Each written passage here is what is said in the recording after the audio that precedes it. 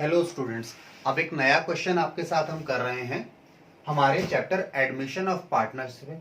ठीक है, admission of partner का क्वेश्चन है। सीबीएसई ने ये क्वेश्चन अपने सैंपल पेपर 2020 में डाला हुआ है। ठीक है, आइए इस क्वेश्चन को एक बार देखें। क्वेश्चन हमें क्या कहता है, इसकी लैंग्वेज को रीड कर लेते हैं, फिर इसके सॉल्यूशन को करेंगे। क्वेश्चन कहता है A and B are partners in a firm sharing profits in a ratio of 3:2। तो A and B पार्टनर है हमारे पास एक फर्म के, जिनकी प्रॉफिट शेयरिंग रेशियो है 3:2। आगे क्वेश्चन कहता है on 1 April 2019 they decided to admit C। उन्होंने C के एडमिशन का डिसाइड किया है and their new profit sharing ratio is decided to be equal. और C के एडमिशन के बाद उनकी न्यू प्रॉफिट शेयरिंग रेशियो जो क्या है, इक्वल होगी जी। ठीक है, क्वेश्चन कहता है pass necessary journal entries to distribute investment fluctuation reserve. आपको इन्वेस्टमेंट फ्लक्चुएशन रिजर्व को बांटने की एंट्री करनी है, जर्नल एंट्री करनी है। ठीक है, जो कि हमारे पास 60,000 रुपए का है। इन्वेस्टमेंट फ्लक्चुएशन रिजर्व 60,000 का है at the time of C's admission. ठीक है, उसके अलावा और भी इंफॉर्मेशन दी है आपको। कहता है when investments appear in the books at 2,10,000, यानी इन्वेस्टमेंट्स की आज के दिन एडमिशन के समय बुक वैल्यू है 2,10,000 रुपए एंड मार्केट वैल्यू इज 1,90,000। ठीक है, चलिए अच्छा, पास जर्नल एंट्री मैंने लास्ट में लिखा है। क्वेश्चन ने बोला है जर्नल एंट्री स्पेसिफिकली कि इन्वेस्टमेंट फ्लक्चुएशन रिजर्व को बांटने की एंट्री करो आप लोग। ठीक है, बट अगर आप क्वेश्चन ये नहीं भी बोलता, क्वेश्चन कुछ और नहीं बोलता, तो इस केस में और कुछ कर भी नहीं सकते। Simply we have a treatment of investment fluctuation reserve here. ठीक है ना, और कुछ है ही नहीं इस अवेलेबल इंफॉर्मेशन के हिसाब से। तो हमें केवल जर्नल एंट्री करनी है इस क्वेश्चन में। बट पहले कॉन्सेप्चुअली एक बात समझेंगे हम सॉल्यूशन में जर्नल एंट्री तो आपके साथ करेंगे, पर एक बात समझना है कि इन्वेस्टमेंट फ्लक्चुएशन रिजर्व का ट्रीटमेंट क्या है। देखिए, अगर आप बुक्स में देखें, इन्वेस्टमेंट फ्लक्चुएशन रिजर्व है और मार्केट वैल्यू में कोई डिक्रीज नहीं आया है इन्वेस्टमेंट्स के, तो ये पूरा का पूरा रिजर्व, इसके अगेंस्ट में कोई खर्चा नहीं है सॉरी, इसके अगेंस्ट में कोई खर्चा नहीं है इस रिजर्व के। तो आप क्या करेंगे, जैसे यहां करंट केस को मत देखो, फिलहाल जनरल केस की बात करो। अगर 60,000 का रिजर्व है और मार्केट वैल्यू जो है बुक वैल्यू से कम नहीं है, बराबर है या फिर ज्यादा है, तो ये पूरा का पूरा रिजर्व बचा हुआ है, आप इसे ओल्ड पीएसआर में बांट देंगे, क्योंकि ये आज तक का बनाया हुआ रिजर्व है। आज तक की रेशियो यानी ओल्ड रेशियो में बट जाना चाहिए अमंग एग्जिस्टिंग पार्टनर और द ओल्ड पार्टनर्स। ठीक है, बट इस केस में क्या हुआ है, हमारी जो बुक वैल्यू है 2,10,000 है और मार्केट वैल्यू है 1,90,000। तो देखिए, अगर इन्वेस्टमेंट्स के केस में इन्वेस्टमेंट्स की जो बुक वैल्यू है वो है 2,10,000, इसमें से माइनस कर दो मार्केट वैल्यू इन्वेस्टमेंट्स की 1,90,000, तो आप कह सकते हैं हमें लॉस हुआ है। हमें कितने का लॉस है मार्केट से, ये 20,000 रुपए का लॉस है। ठीक है, इस लॉस में को भरपाई कैसे करें, इस लॉस की भरपाई करने के लिए आप यूज कर रहे हैं, आप एडजस्ट कर रहे हैं इसे किसके साथ, इन्वेस्टमेंट फ्लक्चुएशन रिजर्व के साथ। 20,000 रुपए वहां से ले लिए। ठीक है, तो 20,000 रुपए आपने कहां से लिए जी, इस लॉस को एडजस्ट करने के लिए इन्वेस्टमेंट फ्लक्चुएशन रिजर्व से लिए। अच्छा, इन्वेस्टमेंट फ्लक्चुएशन रिजर्व है कितने का, 60,000 का। तो 60,000 आपने रिजर्व से यूज कर लिए, उसके बाद जो बच जाएगा 60,000 में से 20,000 आपने यूज कर लिए रिजर्व से, बाकी कितने बच गए, 40,000। ये 40,000 आपको क्या करना है, आपको ओल्ड पार्टनर्स में ओल्ड रेशियो में बांटना है, क्योंकि रिजर्व आज बना है, नहीं आज नहीं बना है, ये रिजर्व आज की वैल्यू बताई गई है कि एडमिशन के समय, जिसमें नए पार्टनर का कोई रोल नहीं है। तो ये रिजर्व पर इसका राइट, इस पर राइट किसका है, ओल्ड पार्टनर्स का राइट है, तो ओल्ड पार्टनर्स में बांट देंगे। इसके अलावा क्या करना पड़ेगा, आपको बुक वैल्यू को डिक्रीज करना पड़ेगा 20,000 से, किसकी, इन्वेस्टमेंट को। तो देखिए, हमें बांटना है, हम जर्नल एंट्री कर रहे हैं, हमें इन्वेस्टमेंट फ्लक्चुएशन रिजर्व को खत्म करना है। कितने से खत्म करना है, पूरा खत्म करना है, डेबिट करना है 60,000 से। ये जाएगा कहां पर, इसमें से कुछ तो इस लॉस की भरपाई करेंगे। ठीक है, इस लॉस की भरपाई करेंगे, यानी इन्वेस्टमेंट्स की वैल्यू डिक्रीज हुई है, उसका लॉस कहां से एडजस्ट हो रहा है, फ्लक्चुएशन रिजर्व से। तो इन्वेस्टमेंट आपकी 20,000 से कम हो गई, तो इन्वेस्टमेंट आपने कम कर दी, इन्वेस्टमेंट अकाउंट कितना, ये वर्किंग में हटा दूं क्या यहां से, जर्नल एंट्री के फॉर्मेट में थोड़ी सी दिक्कत आएगी, ये लिख लीजिएगा, ठीक है। 20,000 का लॉस निकाला हमने, हाँ जी, कितना, 20,000 रुपए की इन्वेस्टमेंट्स की वैल्यू कम कर दी, ठीक है। अब देखो 60,000 में से 20,000 तो यूज कर लिया आपने इन्वेस्टमेंट को डिक्रीज करने में, बाकी जो 40,000 बच गए उसे क्या करो, ओल्ड पीएसआर में, ओल्ड पार्टनर्स में बांट दो। आइए बांट दे बाकी को भी, to A's capital account, to B's capital account, ये लीजिए। ओल्ड पीएसआर में बांटोगे कितना, 40,000, तो 40,000 में ए को कितना मिलेगा और बी को कितना मिलेगा, ये देखें, रेशियो है 3/5, 2/5, 40,000 को ऐसे ही बांटना है, तो ये 5 से गया 8,000, 8 गुना में 3, 24,000, ये 4 है बेटा, और ये कितना आ गया, ये वही 8 से गया, 8 गुना में 2, 16,000, तो 16,000 और 24,000, ठीक है। बी का कितना है, 16,000, और ए का है 24,000। तो आपने क्या किया, रिजर्व में से जो लॉस हुआ इन्वेस्टमेंट उसे एडजस्ट कर लिया, उसके बाद जो बच गया रिजर्व 40,000 का उसे पार्टनर्स में बांट दिया, ये इन्वेस्टमेंट रिजर्व को एडजस्ट करने की एंट्री है। नरेशन क्या लिखेंगे, investment fluctuation reserve used to reduce value of investment and remaining reserve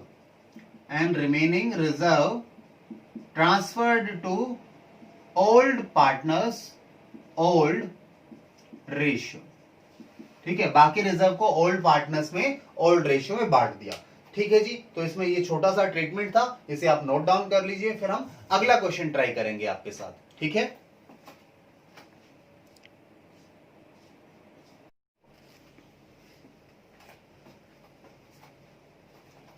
हाँ जी, तो नेक्स्ट क्वेश्चन आप लोगों की स्क्रीन पर है, एडमिशन ऑफ पार्टनर का ये क्वेश्चन है हमारे पास, और सीबीएसई ने इसे अपने सैंपल पेपर में दिया हुआ था 2020 में। आइए जी, तो क्वेश्चन को एक बार गिवन पार्ट रीड कर लें, बुक से हमारे पास जो है, ठीक है। क्वेश्चन की लैंग्वेज क्या है एग्जैक्ट, और फिर इसके सॉल्यूशन पर आएंगे। तो क्वेश्चन देखिए जी, क्वेश्चन कुछ इस तरीके से है, A and B are partners sharing profits and losses in a ratio of 3:2। A और बी हमारे पास दो पार्टनर हैं और उनकी प्रॉफिट शेयरिंग रेशियो क्वेश्चन ने दी है 3:2। They admitted C into partnership with 1/5 share. उन्होंने सी का एडमिशन किया है पार्टनरशिप में और उसे कितना शेयर मिलेगा, 1/5 शेयर मिलेगा इन द फर्म और in the profits which he acquires equally from A and B. जो उसने एक्वायर किया है, सी ने ये शेयर जो 1/5 है वो इक्वली लिया है, इक्वली यानी 1/5 का 50% ए से और 1/5 का 50% बी से एक्वायर किया है। नाउ आगे क्वेश्चन कहता है, accountant has calculated, firm accountant जो होगा उसने कैलकुलेट किया है new profit sharing ratio as 5:3:2। तो अकाउंटेंट ने कैलकुलेट किया न्यू प्रॉफिट शेयरिंग रेशियो 5:3:2, ठीक है। नाउ इज अकाउंटेंट करेक्ट, क्या आपका अकाउंटेंट करेक्ट है या नहीं है, ये हमें चेक करना है। तो हमें कुछ नहीं करना, हम अपने हिसाब से न्यू प्रॉफिट शेयरिंग रेशियो निकाल के देख लेते हैं। अगर सेम आएगा तो अकाउंटेंट करेक्ट है, अगर सेम नहीं आ रहा तो अकाउंटेंट सही नहीं है जी। आइए चलिए मेरे साथ सॉल्यूशन पर, calculation of new profit sharing ratio, ठीक है। Calculation of new profit sharing ratio, हमारे पास ओल्ड शेयर गिवन है, ठीक है। पार्टनर्स हैं ए, बी और सी नया पार्टनर है। अगर बात करें ओल्ड रेशियो की, तो ओल्ड रेशियो है 3/5, 2/5, और जो नया पार्टनर है उसके तो ओल्ड में कोई हिस्सा नहीं है, 0 है उसके पास। तो आइए अब इसमें एडजस्टमेंट करें। एडजस्टमेंट क्वेश्चन ने क्या बोला है, किसने कैसे शेयर दिया है। हम क्वेश्चन कहता है कि जो सी है उसे 1/5 हिस्सा मिलेगा, 1/5 हिस्सा मिलेगा फर्म में, जो कि ए और बी आधा आधा देंगे उसको, ठीक है। यानी अगर बात करें ए के पास हिस्सा फिलहाल कितना है 3/5, उसमें से ए कितना दे रहा है, ए कहता है मैं एक 1/5 जो शेयर है सी का उसका आधा यानी 1/2 दूंगा। ऐसे ही बी कहता है भाई मेरा हिस्सा है 2/5, मैं भी सी का जो हिस्सा है 1/5 उसका आधा दूंगा उसको। ठीक है, चलिए आई होप ये लैंग्वेज क्लियर है। आइए फर्दर सॉल्व कर लें। ठीक है, हमारे पास न्यू प्रॉफिट शेयरिंग रेशियो आ जाएगी 1/10, 2/5 माइनस 1/10, और यहां तो ये 1/5 है ही, इसमें तो कुछ चेंज आया नहीं है। आइए फर्दर सॉल्व करें इसको, एलसीएम ले लेते हैं 10, तो ये आ गया 6 माइनस 1, 6 माइनस 1 आया तो 5 आ गया। इधर भी एलसीएम 10 ले लो, तो ये 2 से गुना 2 4, 4 माइनस 1 3, और यहां जो है सभी का डिनोमिनेटर 10 है दोनों का, तो इसका भी 10 बनाए डिनोमिनेटर ताकि कंपैरिजन हो पाए। देखिए तो क्या करेंगे, 2 से मल्टीप्लाई, 2 से डिवाइड, और रेशियो आ जाएगी 2/10। ठीक है, तो नई रेशियो आपके सामने आ गई है जी, न्यू पीएसआर। ठीक है, न्यू पीएसआर आप कह सकते हैं therefore new profit sharing ratio is equals to 5:3:2। ये हमने कैलकुलेट किया है जी। ठीक है, अब मैच कर लो इसको, सेम है। सो आप कह सकते हैं सो अकाउंटेंट इज करेक्ट। क्या कह सकते हैं आप, अकाउंटेंट जो है वो करेक्ट है, उसने सही new profit sharing ratio calculate की है पार्टनर्स की। ठीक है, तो ये छोटा सा क्वेश्चन था आप लोगों के लिए। ठीक है, सीबीएसई ने सैंपल पेपर में दिया हुआ था ये क्वेश्चन, इसलिए मैंने आपको सॉल्व करा दिया। चलिए जी, तो आगे चलेंगे, इसे आप नोट डाउन कर लीजिए पहले।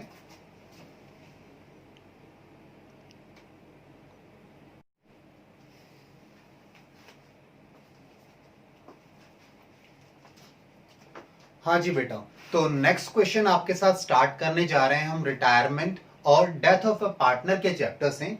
और क्वेश्चन का गिवन पार्ट इस बार हमने स्क्रीन पर नहीं लिखा है क्योंकि क्वेश्चन थोड़ा सा बड़ा है। हमें सबसे पहले क्वेश्चन की बैलेंस शीट दी है और कुछ एडजस्टमेंट्स दी हुई हैं।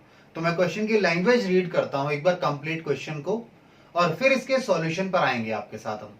तो देखिए जी, क्वेश्चन हमें कहता है A B and C were partner sharing profits and losses in a ratio 5:3:2। तो हमारे पास जो पीएसआर है वो 5:3:2 है। आगे क्वेश्चन कहता है following was their balance sheet as of 31 March. अब इनकी बैलेंस शीट गिवन है। बैलेंस शीट में लायबिलिटीज साइड में सन्ड्री क्रेडिटर्स है एक 20 के यानी 1,20,000 के। कैपिटल दी है तीनों पार्टनर्स की। ए की कैपिटल है 4 लाख रुपए, बी की कैपिटल है 2,50,000, सी की कैपिटल है 1,50,000। कंबाइंड इनकी सभी की कैपिटल कितनी आ गई, 8 लाख रुपीज आ गई। लायबिलिटी साइड में इसके अलावा कुछ नहीं है। अब आइए एसेट साइड में। एसेट साइड में कैश एट बैंक दिया हुआ है 34,000 रुपीज, सन्ड्री डेटर्स है 1,50,000, उसमें से provision for doubtful debt minus करके दिखा रखा है 9,000 रुपीज। ठीक है, तो डेटर्स में से प्रोविजन माइनस किया तो नेट अमाउंट हमने मेन कॉलम में रखा है, अमाउंट कॉलम में 1,41,000। उसके बाद स्टॉक बैलेंस शीट में 1,45,000 का दिखाया हुआ है। प्लांट जो है 2 लाख रुपीज का है। Land and building 4 lakh rupees की है।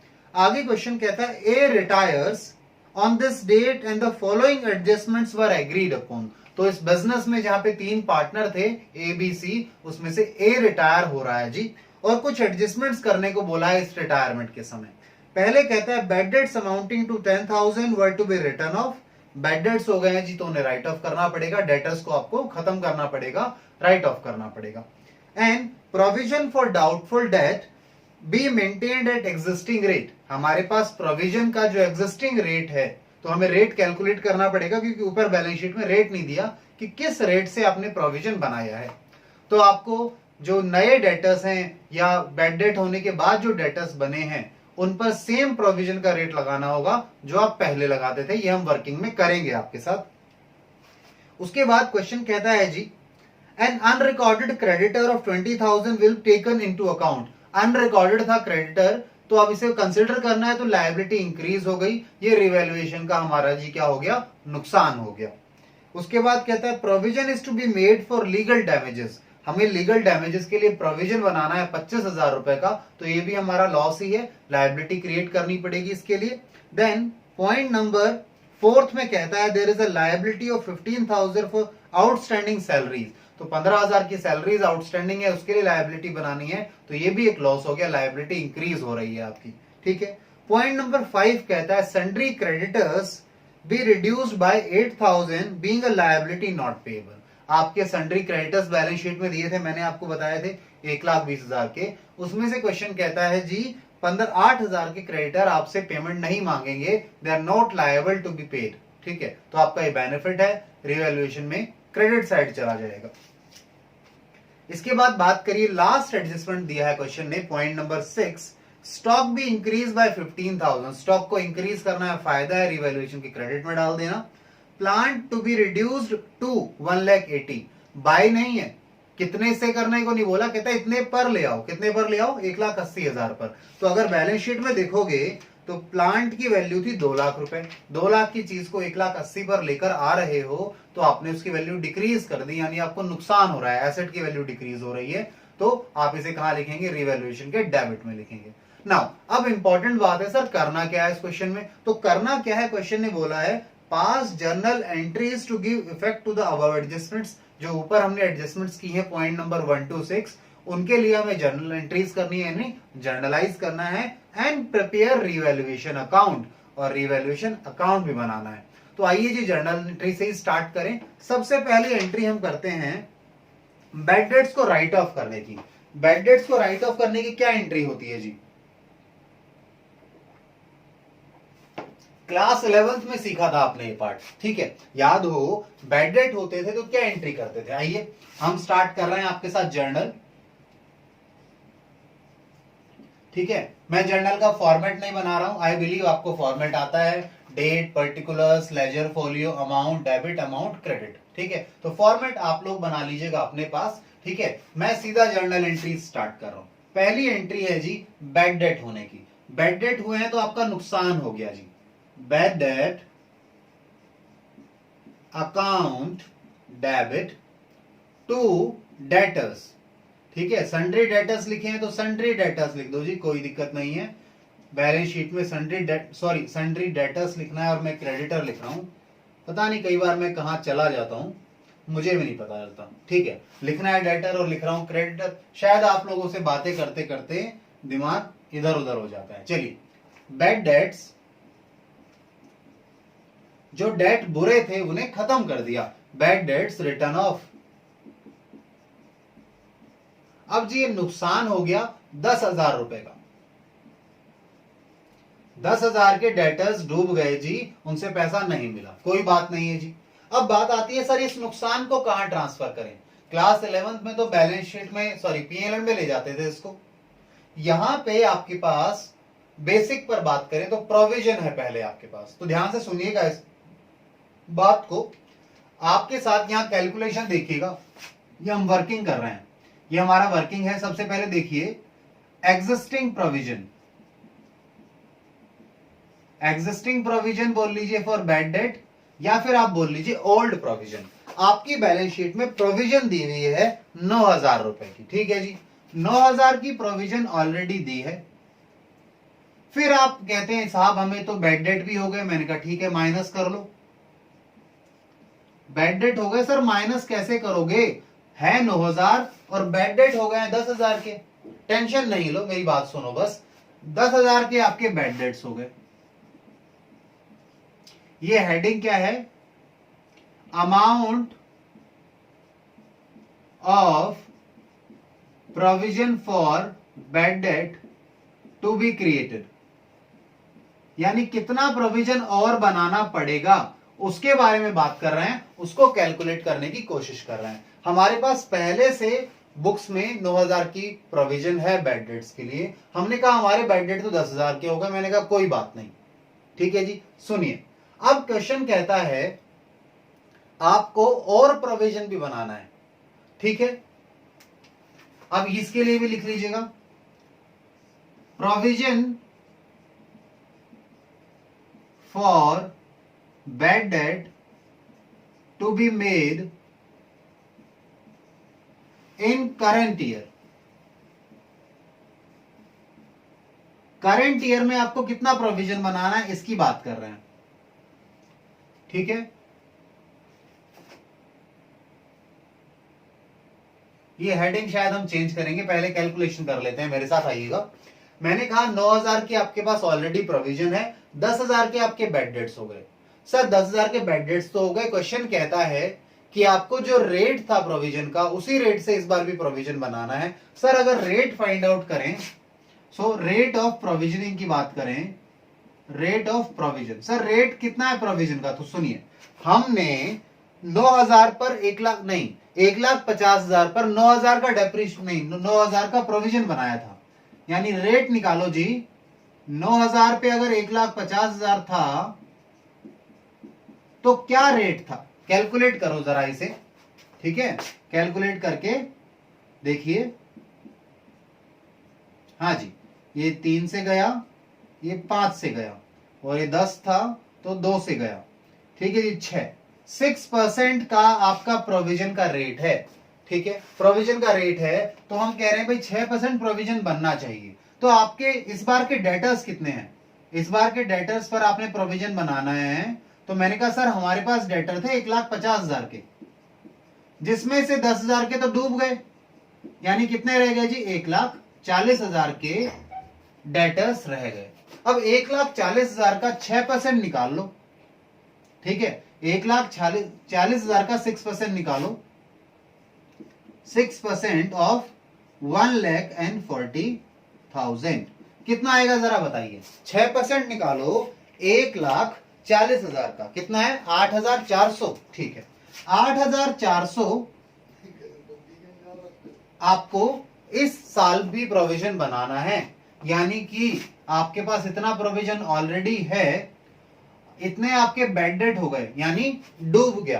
तो आप इसकी रिकवरी कहां से कर रहे हैं जी, इसकी रिकवरी कर रहे हैं आप बैड डेट प्रोविजन से, ठीक है। इसके बाद आपको न्यू प्रोविजन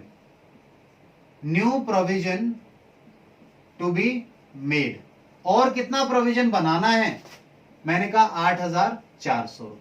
ये भी माइनस था, ये भी माइनस था, तो सर ये तो माइनस में आ गया, ये लॉस है हमारे लिए, यानी ये प्रॉफिट से लेकर आना है अमाउंट, ठीक है।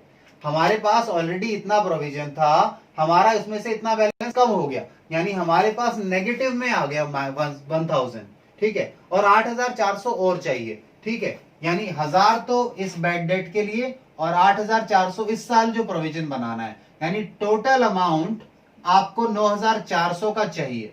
जो माइनस में है इसका मतलब क्या है, ये अमाउंट आपको चाहिए। कहां से लेंगे सर, पीएनएल से तो ले नहीं सकते, पीएनएल से ले सकते, तो कहां से लोगे, रीवैल्यूएशन से लोगे।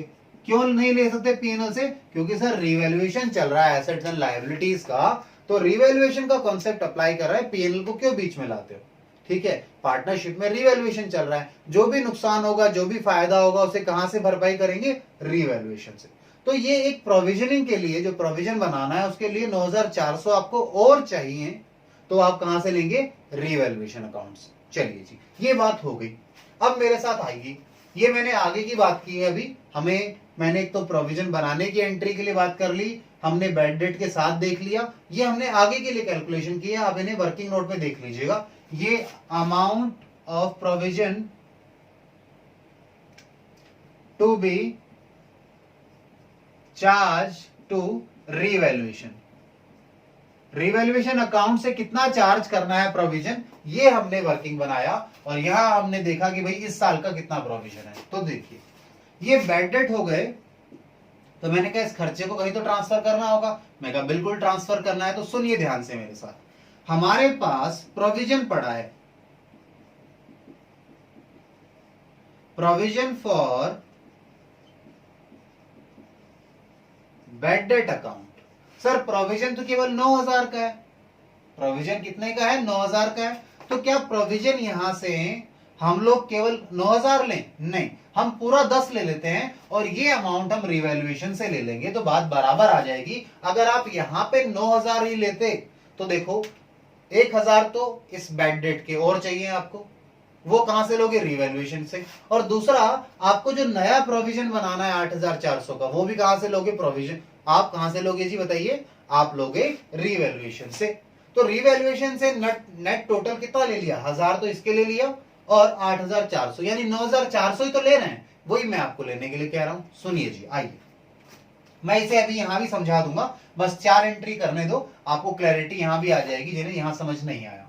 आइए, तो मैंने कहा जी मैं पूरा 10,000 डेबिट कर रहा हूं प्रोविजन को, ठीक है, प्रोविजन अकाउंट डेबिट लिख लेना, टू क्या करेंगे, टू बैड डेट, यानी ये जो नुकसान था इसे हमने कहां ट्रांसफर कर दिया, कहां से एडजस्ट कर लिया, प्रोविजन से 10,000 का, ठीक है। लॉस या बैड डेट लिख लो, चलो bad debt transferred to provision account, आपने प्रोविजन में ट्रांसफर कर दिया इसको। आइए जी थर्ड एंट्री पर आ जाओ। अब थर्ड एंट्री हमारी क्या होगी, हमारी एक तो एंट्री होनी है, या इसी एंट्री को कर लेते हैं, सुनो जी, ठीक है, हमें प्रोविजन और कितना बनाना है, अब 9,400 का बोला है, प्रोविजन बना रहे हैं तो नुकसान है एक तरीके से, पीएनएल से प्रॉफिट को निकाल रहे हैं, तो पीएनएल से प्रॉफिट को निकालना या फिर रिवैल्यूएशन से प्रॉफिट को निकालना, उसकी एंट्री क्या होगी जी, सुनिए, यानी हमें क्रेडिट डालना है प्रोविजन में, तो डेबिट क्या होगा, revaluation,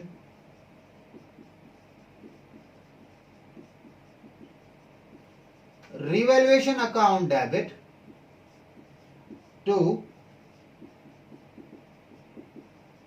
provision for bad debt, ठीक है जी। बैड डेट के लिए प्रोविजन बनाया कितने का, अभी हमने वर्किंग नोट में बनाया है 9,400 रुपए का, 9,400 की आपको प्रोविजन चाहिए। जर्नल एंट्री क्या कर लीजिए,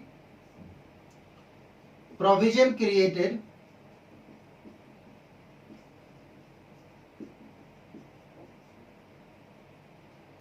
वर्किंग नोट नंबर 1 दे दीजिए इसको, प्रोविजन और क्रिएट कर लिया आपने, और अमाउंट जो निकाला कहां से निकाला, ये वर्किंग नोट आपका 1, ठीक है। अब इस वर्किंग नोट को हटा दो जी, मुझे जरूरत नहीं है, मुझे आगे की जर्नल एंट्रीज करनी है, तो आइए जी आगे की जर्नल एंट्रीज करें।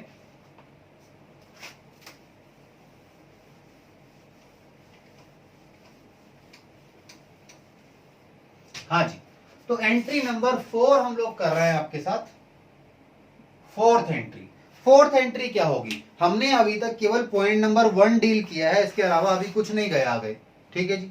आगे चलिए जी, अनरिकॉर्डेड क्रेडिटर्स है, ठीक है, तो वो हमें कंसिडर कर रहे हैं, यानी नुकसान हो रहा है, नुकसान को कहां डालोगे, रिवैल्यूएशन के डेबिट में, यानी कि रिवैल्यूएशन डेबिट हो जाएगा,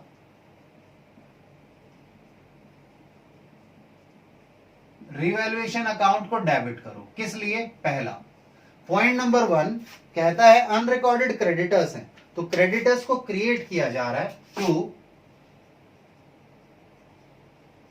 सन्ड्री क्रेडिटर्स अकाउंट, कितना का कर रहे हैं आपको, 20,000 रुपए के, नुकसान हो गया जी, रिवैल्यूएशन क्या हो गया, डेबिट हो गया इसके कारण, ठीक है। इसके बाद हमारे पास अगला क्या है, हमने सेकेंड एडजस्टमेंट डील कर लिया, प्रोविजन बनाना है लीगल डैमेजेस के लिए 25,000 का, तो ये भी नुकसान है, प्रोविजन बनेगा तो क्रिएट होगा to provision for legal damages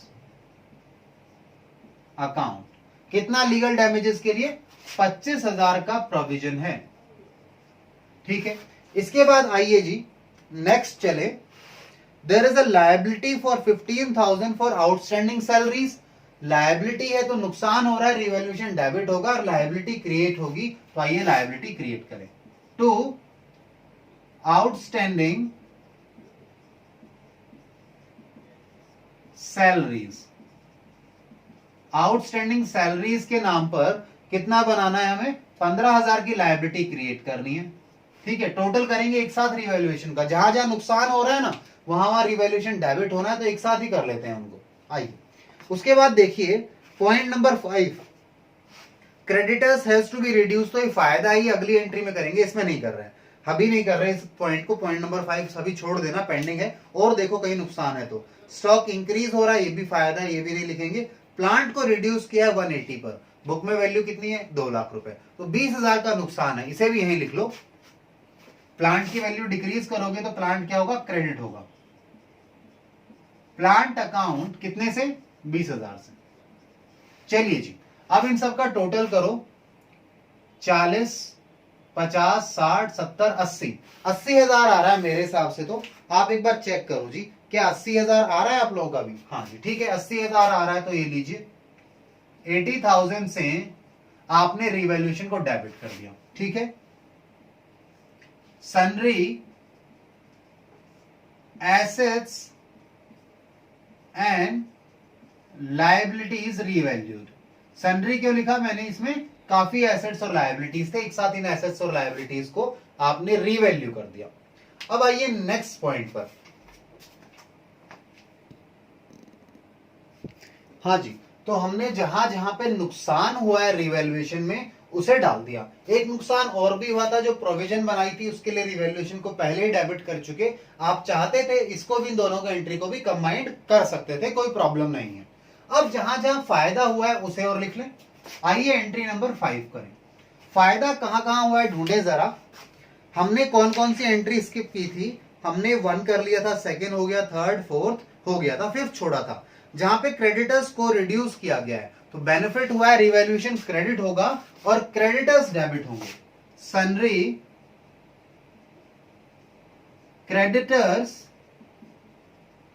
account debit, ठीक है।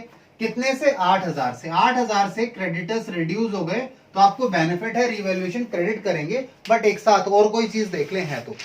इसके अलावा स्टॉक को इंक्रीज करना था, 15,000 थे, स्टॉक को डेबिट कर दो, स्टॉक इंक्रीज हो जाएगा। Stock account debit 15,000। चलिए जी, तो इन दोनों को कहां ट्रांसफर कर दें? रिवैल्यूएशन में। इनके कारण रिवैल्यूएशन क्रेडिट हो गया। 15 और 8 23,000 हो गए, 23,000। नरेशन लिखो। Creditors and stock revalued. चलिए जी, इसके बाद आइए 6th एंट्री पर। सर 6th एंट्री क्या करें, हमें तो नहीं पता। 6th एंट्री सुनिए जी क्या होगी। हमने जितने भी एडजस्टमेंट्स थे सबको कर लिया। इसके बाद अब रिवैल्यूएशन से प्रॉफिट हुआ या लॉस हुआ है उसे ट्रांसफर करना पड़ेगा पार्टनर्स में। तो देखिए जी, रिवैल्यूएशन यहां पे डेबिट हुआ है। आइए मैं इसे यहां वर्किंग नोट में समझाता हूं इस बात को आपको। यहां देखिएगा, गेन या फिर लॉस ऑन रिवैल्यूएशन। वैसे ये बात हमें आगे भी पता लग जाएगी जब हम लोग रिवैल्यूएशन अकाउंट बनाएंगे, वहां इजीली से बैलेंसिंग फिगर निकलेगी। बट मानो कि रिवैल्यूएशन बनाना ही नहीं है तो क्या करें जी? सुनिए, रिवैल्यूएशन डेबिट हुआ है पहले कितने से? 9,400 से। उसके बाद रिवैल्यूएशन फिर डेबिट हुआ है 80,000 से, ठीक है। यानी नेट डेबिट कितना आ गया? 89,400, ठीक है। चलो लिख, नेट मत करो, अलग अलग रहने दो, कोई दिक्कत नहीं है। फिर रिवैल्यूएशन क्रेडिट हुआ है 23,000 से। कितने से? 23,000 से आपका रिवैल्यूएशन क्रेडिट हुआ है। तो आप क्या कीजिए, दोनों डेबिट्स में से यानी 89,400 में से 23,000 माइनस कर दीजिए, ठीक है। क्या करो? 89,400 में से 23,000 माइनस करो। 89,400 में से 23,000 गए, कितना आ गया जी? 66,400। मैंने क्या कहा? ये दोनों में से इसे प्लस रखो, इसे प्लस रखो, इसे माइनस करो, तो नेट क्या आ जाएगा? 66,400। ये क्या आ गया? ये डेबिट आया। डेबिट आने का मतलब क्या है? आपका डेबिट साइड ज्यादा था रिवैल्यूएशन में, डेबिट साइड ज्यादा है, क्रेडिट साइड कम है, बैलेंस डेबिट का आ गया, यानी ये क्या है? लॉस है। इसे आप क्या बोलेंगे जी? लॉस। अब ये अगर लॉस है तो इसे पीएसआर में बांटना पड़ेगा, ठीक है। So loss on revaluation transferred to partners in PSR, that is 5:3:2। Question ने बताया था ये हमारी क्या है जी? प्रॉफिट शेयरिंग रेशियो है। तो आइए पीएसआर में बांटे हम लोग इस 66,400 को, और वो बांटने की एंट्री ही करनी है बस। तो पहले यहां कैलकुलेशन कर लें। ए को क्या मिलेगा?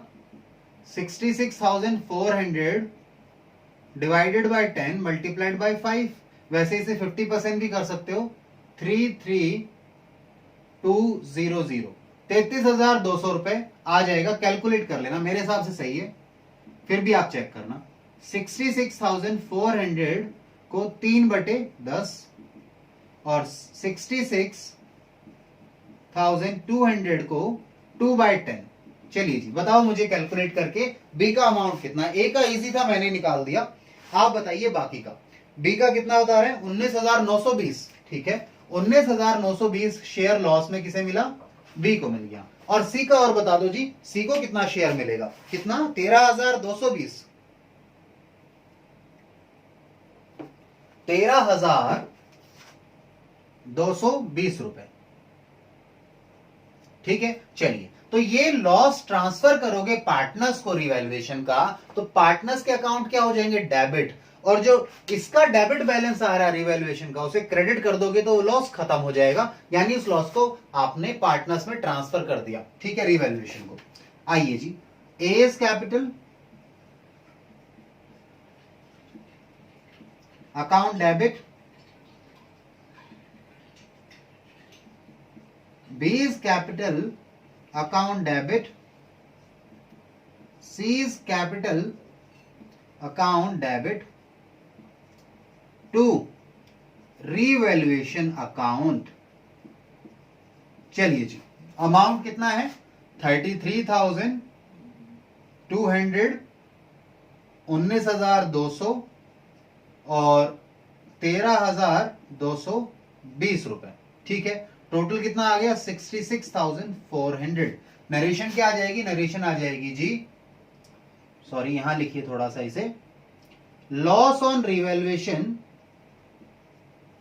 Loss on revaluation transferred to old partners. ठीक है, ओल्ड पार्टनर्स में आपने रिवैल्यूएशन का लॉस ट्रांसफर कर दिया। यहां तक हमारी जर्नल एंट्री सारी कंप्लीट हो गई। इसके बाद लास्ट पार्ट बचता है कि क्वेश्चन ने कहा रिवैल्यूएशन अकाउंट और बना के दिखाओ। तो रिवैल्यूएशन अकाउंट कुछ भी नहीं है, जहां जहां रिवैल्यूएशन डेबिट हुआ है रिवैल्यूएशन के डेबिट में डाल दो, जहां जहां या जिन जिन कारण से रिवैल्यूएशन क्रेडिट हुआ है उनको रिवैल्यूएशन के क्रेडिट में डाल दो, आपका रिवैल्यूएशन अकाउंट बन जाएगा। चलिए मेरे साथ आइए, हम इसे करते हैं, हम रिवैल्यूएशन अकाउंट बनाते हैं। कितना? मैंने ये गलत लिख दिया, कितना है? 13,280 है। ठीक है, सॉरी जी, ये बच्चे कह रहे हैं ये 280 है। 280 है तो फिर बाकी कहां गया? 20 कौन सा है? ये है, एक बार चेक करके बताओ जी। बच्चे कह रहे हैं हमने कुछ मिस्टेक कर दी, तो बताइए कितना कितना है। अच्छा ये 19,000 कितना है? ये 19,920 है। अच्छा मैंने 200 लिख दिया, 19,000, तो यहां भी मिस्टेक है फिर तो, है ना, यही सही करा दो। ये कितना है? 19,920 और ये 280, यही है ना। चलिए जी, तो इसे सही लिख लो जी, मैंने गलती कर दी, ये 1920 नहीं 920 और ये 280। ठीक है, अब ठीक है जी, चेक कर लीजिए एक बार, कोई गड़बड़ हो तो बता दीजिए। तो ठीक है, हम अब इसे इरेज कर देते हैं। अब हम सीधा कहां आ रहे हैं आपके साथ? रिवैल्यूएशन अकाउंट पर। तो इसे नोट डाउन कर लो यहां तक।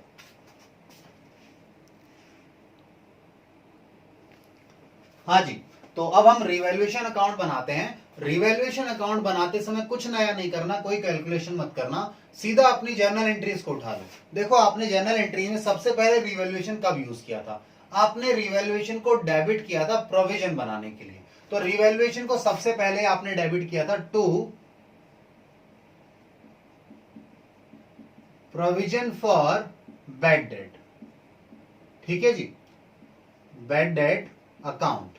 कितने से? 9,400 से। याद है ना, पहली एंट्री की थी हमने ये। ठीक है, इसके बाद अगला फिर हमने रिवैल्यूएशन को डेबिट किया था। किन किन चीजों के कारण? एक तो सन्ड्री क्रेडिटर्स के कारण, सन्ड्री क्रेडिटर्स अकाउंट, थोड़ा स्पेस मैंने कम लिया हुआ है तो मैं अकाउंट को थोड़ा शॉर्ट लिख रहा हूं, आप पूरा लिखेंगे। कितने से किया था क्रेडिटर्स को? 20,000 को। रिवैल्यूएशन को डेबिट किया था क्रेडिटर्स के कारण 20,000 से। फिर आपने नेक्स्ट क्या किया था बताइए जी? नेक्स्ट आपने प्रोविजन फॉर लीगल डैमेजेस बनाया था। ठीक है जी, provision for legal damages account. कितना बनाया था जी लीगल डैमेजेस के लिए? 25,000। ठीक है, 25,000 रुपए के कारण रिवैल्यूएशन यहां डेबिट हुआ था। और फिर हमने आउटस्टैंडिंग सैलरीज के लिए 15,000 से डेबिट किया था रिवैल्यूएशन को टू आउटस्टैंडिंग सैलरीज 15,000 रुपए। ठीक है, इसके बाद आइए अब और देखिए और क्या कारण थे। एक प्लांट को और रिड्यूस किया था, प्लांट को क्रेडिट किया था, रिवैल्यूएशन को डेबिट किया था टू प्लांट अकाउंट कितना 20,000 रुपए से। तो इन रीजन से आपने रिवैल्यूएशन को डेबिट किया था जी। अब रिवैल्यूएशन क्रेडिट भी किया है दो चीजों के कारण, एक तो था आपका सन्ड्री क्रेडिटर्स और एक stock bye sundry creditors account by stock account. Creditors से हमने कितना क्रेडिट किया था, 8,000 को डेबिट किया था, नहीं 8,000 से सन्ड्री क्रेडिट डेबिट हुए थे और 15,000 से स्टॉक डेबिट हुआ था। तो रिवैल्यूएशन इन दोनों के कारण क्रेडिट हुआ, 8,000 से और 15,000 से। चलिए जी, अब अगर देखें तो आप सबसे पहले रिवैल्यूएशन के डेबिट साइड का टोटल करो जी। 20 और 20 40, 40 और 20 60, 60 और 70 80, 80 और 89, 89,400 आ गया जी। ठीक है, तो जाहिर सी बात है, अब वैसे तो कुछ करने की जरूरत नहीं है, आपको पता है बाद में लॉस आया था, डेबिट साइड ज्यादा था, क्रेडिट साइड कम था। तो लॉस कितना आया था आपको याद हो तो 66,400 का आया था। तो इस लॉस को ट्रांसफर कर दो कैपिटल अकाउंट में बाय कैपिटल अकाउंट्स। ठीक है, कैपिटल अकाउंट में ए बी और सी। कैलकुलेशन भी करने की जरूरत नहीं है क्योंकि कैलकुलेशन पीछे करके दिखा चुके हैं। 33,400, 19,920 और ये शायद 13,220 था। जरा चेक करके बताओ अमाउंट यही थे क्या, मुझे मेरे से गलती हो सकती है। एक 980 था ना, कौन सा था, अच्छा 280 था ये, सॉरी ये 280 था। चेक कर लीजिए एक बार, कोई गलती तो नहीं हो गई है। ठीक है, तो रीवैल्यूएशन अकाउंट बनाना था क्वेश्चन में लास्ट में, वो भी आपने बनाकर दिखा दिया। इसके बाद ये क्वेश्चन खत्म हो गया है, आप नोट डाउन कर लीजिए, फिर हम नेक्स्ट क्वेश्चन पर चलेंगे।